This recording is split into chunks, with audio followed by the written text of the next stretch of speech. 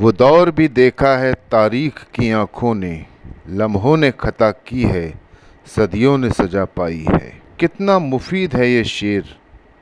हम लम्हों ने इतिहास की सच्चाई को छुपाकर एक अलग ही बात कॉइन कर दी और सच छुपा रह गया।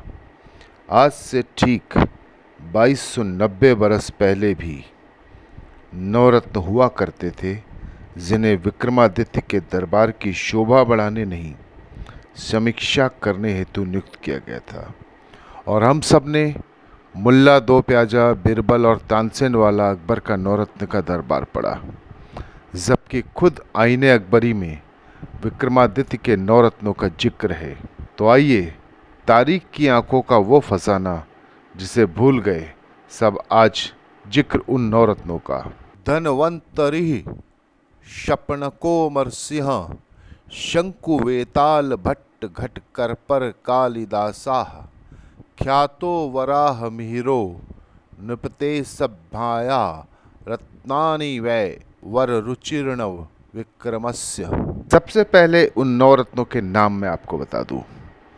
धन्वंतरि वैद्य थे, शपणक जैन साधु थे, अमर सिंह कोश निर्माता, शंगकुक जिन्हें शंकु के नाम से भी जानते थे, वेताल भट्ट कथा वार्ता कुशल, तंत्र मंत्र विद्या में निपुण, घट करपर कविता पट्टू थे, वराह मिहिर ज्योतिषाचार्य, वर रुचि व्याकरण प्रकांड और महान कवि कालिदास महाकवि थे। यूं तो साहित्य में 3 तरह के धन्वंतरी है, दैविक, वैदिक और ऐतिहासिक।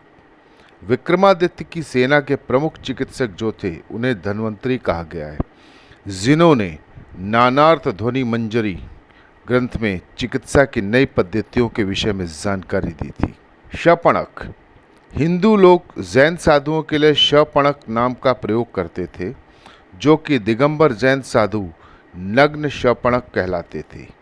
इन्होंने अनेकार्थ ध्वनि मंजरी की रचना की थी। शंकु शबर स्वामी के पुत्र को कहा जाता था। यह शूर्य शतक प्रणेता महाकवि मयूर के आत्मस्थ थे और अलंकार शास्त्र का ग्रंथ रचा था। और ये इतने प्रकांड थे अपनी अनोखी विद्या में कि कलहन की रास तरंगिनी में इनका जिक्र श्लोक में आता है। फिर आते हैं वेताल भट्ट। इन्होंने वेताल पंचष्टिका की रचना की थी। द्वात्रिशत पुत्तलिका सिंहासनम के द्वारा भी विक्रम की कौशलता का वर्णन इन्हीं के द्वारा किया गया था। नीति प्रदीपः नाम का 16 श्लोकों का काव्य संग्रह इन्होंने ही लिखा था। दरअसल तंत्र मंत्र में महारत हासिल करके कथा के द्वारा इन्होंने विक्रमादित्य के शौर्य का बखान किया था। और यह बात भी सत्य है कि इन्हीं के परामर्श से विक्रमादित्य ने अग्नि बैताल को बस में किया था, जो उनके दुरह कार्य में सहायता और मार्गदर्शन प्रदान करता था। फिर अगले रत्न आते हैं घट खरपर। यह एक कवि को अलंकृत करने वाली उपाधि थी, जिसमें कवि ने भरे दरबार में इस श्लोक के माध्यम से कहा था, भावानुरक्त वनिता सुरतेह शपेयम, आलभ्य चाम्ब तृषितः करकोश पेयम, जियेम येन कविना यमके परेण तस्मै, वहेय मुदकः घट खपरेन। इसका अर्थ था, जो भी कवि मुझे यमक में पराजित करेगा, मैं उसके यहाँ फूटे घड़े के टुकड़ों से पानी भरूंगा। इनकी 2 रचना नीतिसार और घट खरपर काव्यम पुस्तकों के तौर पर आज भी उपलब्ध है। वराह मिहिर एक प्रकांड ज्योतिष जिनको आर्यभट्ट और लल्ल के अनंतर माना गया है। इन्होंने लघु जातक, वृहत जातक, विवाह पटल, वृहत संहिता, योग यात्रा आदि ग्रंथों का निर्माण किया था।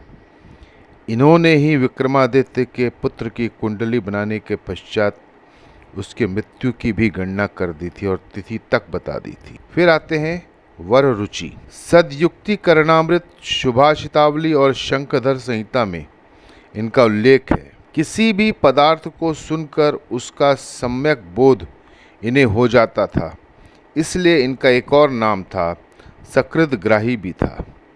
पत्र कौमुदी नामक ग्रंथ इन्हीं की ही महान रचना है। अमर सिंह यह विक्रमादित्य के दरबार में कोश निर्माता थे।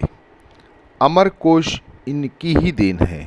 संस्कृत का सर्वप्रथम कोश नाम लिंगानुशासन, जिसकी रचना इन्होंने ही की थी, यह सम्राट के सचिव भी थे और बौद्ध धर्म के अनुयायी सम्राट के प्रिय भी थे। कालिदास महान कवि कालिदास, माँ काली की कृपा से इन्हें विद्या प्राप्त हुई थी, इसलिए इनका नाम कालिदास पड़ा था। इनकी विद्वता और काव्य प्रतिभा के विषय में कहना ही सूर्य को दीपक दिखाने जैसा है। ये न केवल अप्रतिम साहित्यकार थे, अपितु आज तक कोई ऐसा पैदा ही नहीं हुआ है। इनकी अन्यतम कृति शकुंतला, जो आज तक उत्कृष्टता की बेमिसाल कृति है। तो दोस्तों, ये थे विक्रमादित्य के दरबार के वह नवरत्न जिनके प्रकाश जैसे दैदीप्यमान उज्जैनी उस समय की थी। सोच के देखिए, इतने महान और इतने कुशल व्यक्तियों की ये बेमिसाल गाथा इतिहास के पन्नों में कहीं धूमिल थी या नहीं। नमस्कार।